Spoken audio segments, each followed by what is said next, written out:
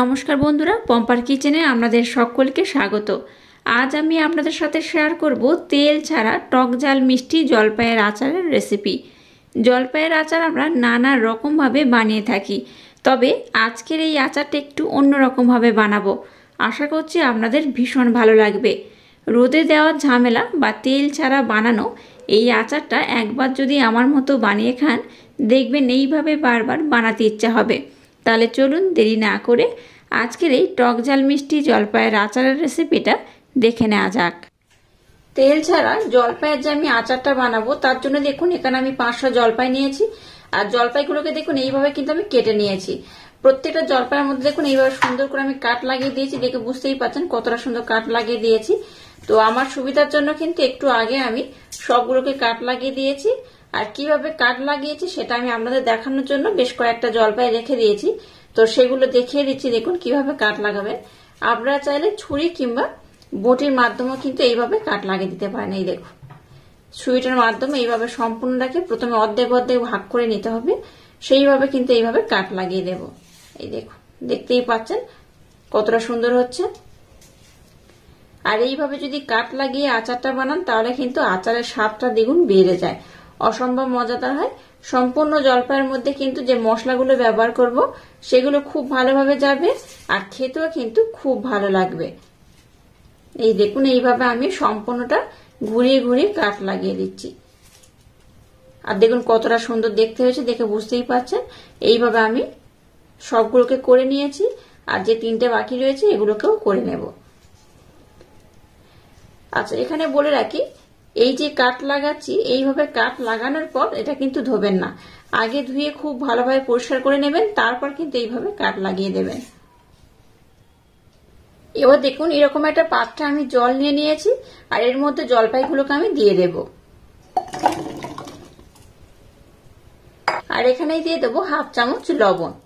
এবার এই জলপাইটাকে আমি একটু হালকা করে সিদ্ধ করে নেব। খুব কিন্তু ভালোভাবে সিদ্ধ করার দরকার নেই, 2 থেকে 3 মিনিট সময় দিয়ে একটু সিদ্ধ করে নিলেই হবে। একটু সিদ্ধ করে নিলে কি হবে, জলপাইয়ের মধ্যে যে হালকা একটা কষ্ট ভাব থাকে সেটা কিন্তু আর থাকে না, খেতেও দারুণ লাগে। আর সিদ্ধ হয়ে গেলে জলপাইয়ের আচারটা বানাতেও খুব সুবিধা হবে। তো যাই হোক, গ্যাসের ফ্লেমটাকে একদম লো রেখে 2 মিনিট সময় দিয়ে এটাকে আমি হালকা করে সিদ্ধ করে নেব। জলপাইগুলোকে একটু হালকা করে সিদ্ধ করে নিয়েছি আর খুব ভালোভাবে জল ঝরিয়ে নিয়েছি। এবার এই পাত্রের মধ্যে জলপাইগুলোকে দিয়ে দিলাম। এবার দেখুন এখানে আমি জলপাই ব্যবহার করছি 500 গ্রাম। এই 500 গ্রামের জন্য কিন্তু 300 গ্রাম মিষ্টি ব্যবহার করতে হবে।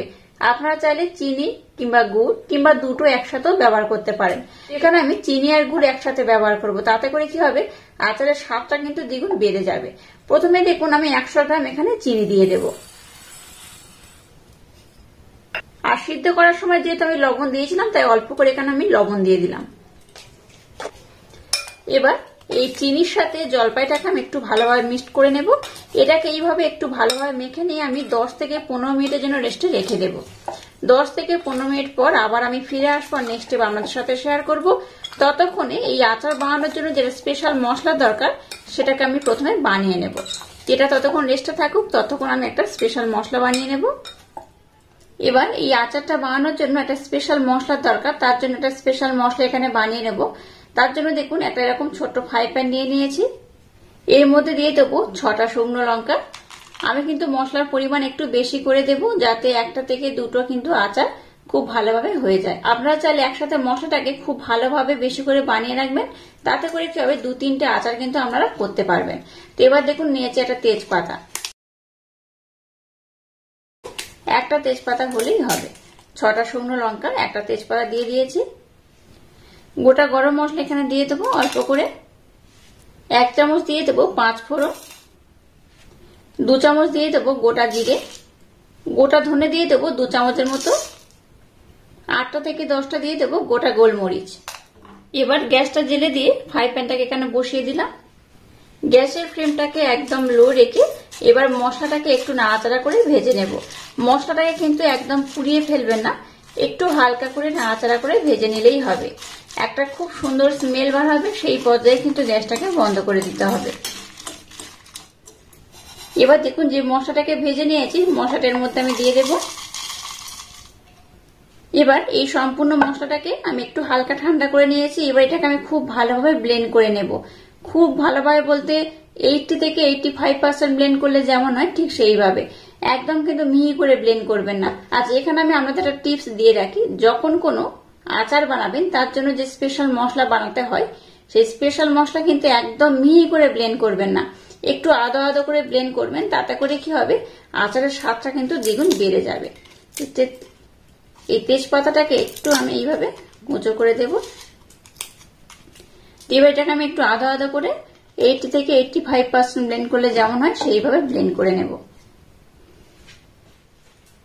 দেখুন মশলাটাকে আমি কিন্তু একদম আদো আদো করে ব্লেন্ড করে নিয়েছি। এই দেখুন, দেখলেই বুঝতে পারবেন। আমি দেখাচ্ছি, দেখুন একদম কিন্তু মিহি করে ব্লেন্ড করবেন না, আবারও বলছি এইরকম একটু আদো আদো করে করবেন। তাতে করে কি হবে, এটা একদম পারফেক্ট হবে। আর যে কোনো আচারে ব্যবহার করবেন এই স্পেশাল মশলাটা, দারুণ টেস্ট হয়। তো যাই হোক, মশলাটাকে দেখুন আমি খুব সুন্দর করে ব্লেন্ড করে নিয়েছি। মশলাটাকে বানিয়ে নিয়েছি আর 15 মিনিট হয়ে গেছে। তারপর দেখুন গ্যাসটা জেলে দিয়ে একটা কড়া বসিয়ে দিয়েছি। কড়াটা গরম করে এর মধ্যে আমি 200 গ্রাম আখের গুড় দিয়ে দেব।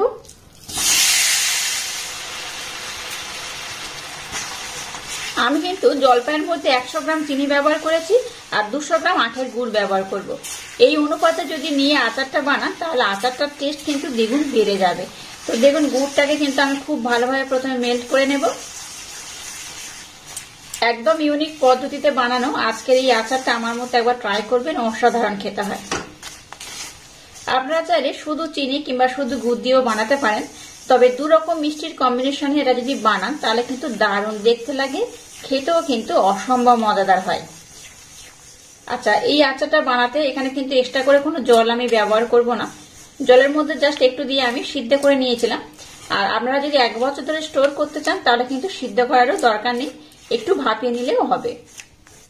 গুড়টাকে দেখুন খুব ভালোভাবে মেল্ট করে নিয়েছি। এবার যে জলপাইটাকে আমি রেখে দিয়েছিলাম সেটার মধ্যে দিয়ে দেব।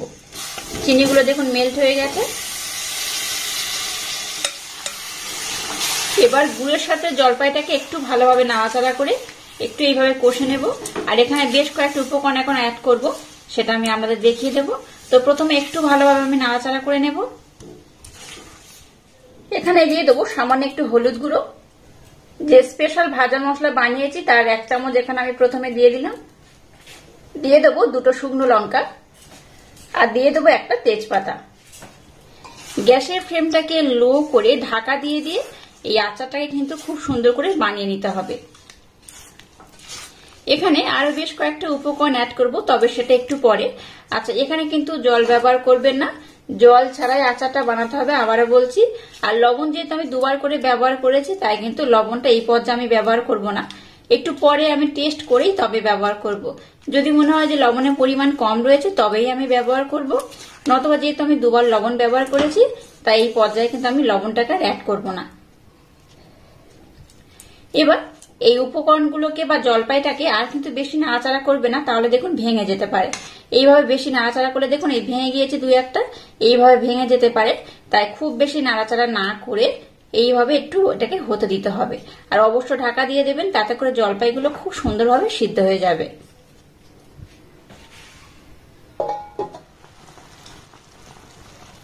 দেখুন 10 মিনিট ঢাকা দিয়ে এটাকে আমি রেখে দিয়েছিলাম। 10 মিনিটের মধ্যে দেখুন বেশ ভালোভাবে কিন্তু জলপাইগুলো সিদ্ধ হয়ে গেছে। এই দেখুন জলপাই যেহেতু আমি কেটেছিলাম, এই দেখুন 2-1টা জলপাইয়ের মধ্যে দেখুন এই ধারের যে অংশটা ছিল যেটাকে আমি ভালোভাবে কেটেছিলাম সেটা দেখুন এইভাবে কিন্তু ছেড়ে ছেড়ে যাচ্ছে। এই দেখুন আমি একটা এইভাবে একটু ভেঙে দেখিয়ে দিচ্ছি, সবগুলো ভাঙবো না, একটা ভেঙে আমি দেখিয়ে দিচ্ছি। এই দেখুন, দেখলেন তো কত সুন্দরভাবে জলপাইটা সিদ্ধ হয়ে গেছে। এই দেখুন,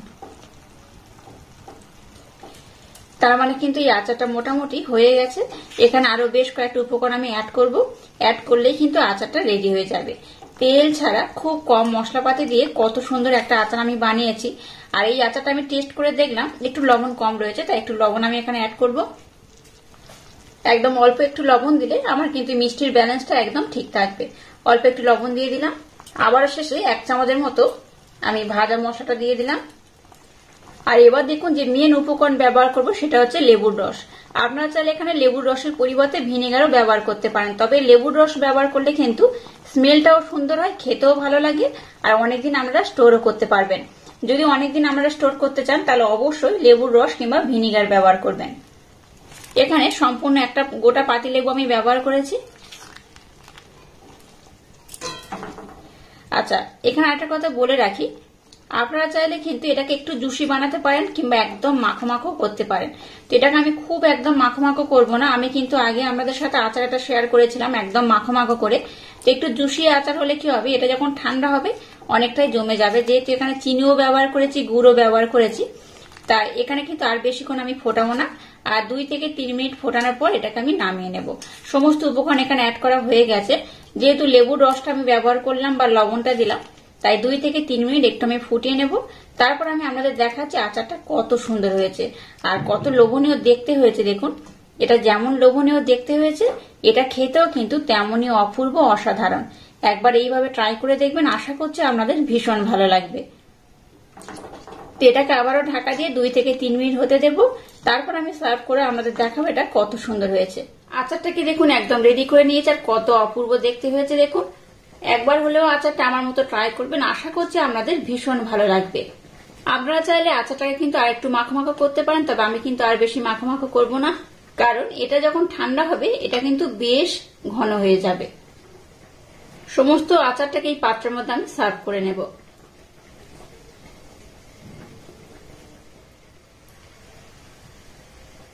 দেখুন, আজকের এই জলপাইয়ের একদম ইউনিক স্টাইলে আচারের রেসিপিটা রেডি হয়ে গেছে। কত অপূর্ব অসাধারণ দেখতে হয়েছে। দেখুন, এটা দেখতে যেমন সুন্দর, খেতে কিন্তু তেমনই অপূর্ব অসাধারণ। একবার না বানিয়ে খেলে বিশ্বাসই করতে পারবে না যে এই আচারটা কতটা টেস্টি হয়। আর দেখুন, এখানে যে জুসটা রয়েছে কতটা টাইট হয়ে গেছে। এই দেখুন, এইভাবে ঠান্ডা হয়ে গেলে কিন্তু বেশ অনেকটাই জমে যাবে, তাই খুব বেশি কিন্তু ঘন করে ফোটানোর দরকার নেই। আমি যেভাবে নামিয়েছি ওইভাবে নামালেই হবে। তো এই দেখুন, এগুলো কত সুন্দরভাবে হয়ে গেছে। আমি একটা চামচের মাধ্যমে দেখাবো, কারণ এটা বেশ গরম রয়েছে। এই নিয়ে নিয়েছে, এই দেখুন, এটা কিন্তু একদম সহজ। এই দেখুন, দেখতেই পাচ্ছেন ভালোভাবে হয়ে গেছে। আর ভিতরের পোর্শনটাও কিন্তু একদম ভালোভাবে সিদ্ধ হয়ে গেছে। এইভাবে অবশ্যই একবার হলেও ট্রাই করবেন, আশা করছি আপনাদের ভীষণ ভালো লাগবে। আর আজকের এই ইউনিক স্টাইলে আচারের রেসিপিটা যদি আপনাদের ভালো লাগে তাহলে চ্যানেলটাকে লাইক, শেয়ার, কমেন্ট এবং সাবস্ক্রাইব করবেন আর পাশে থাকা বেল আইকনটা প্রেস করে দেবেন। তাহলে টাটা, আবার দেখা হচ্ছে নতুন কোনো রেসিপি নিয়ে।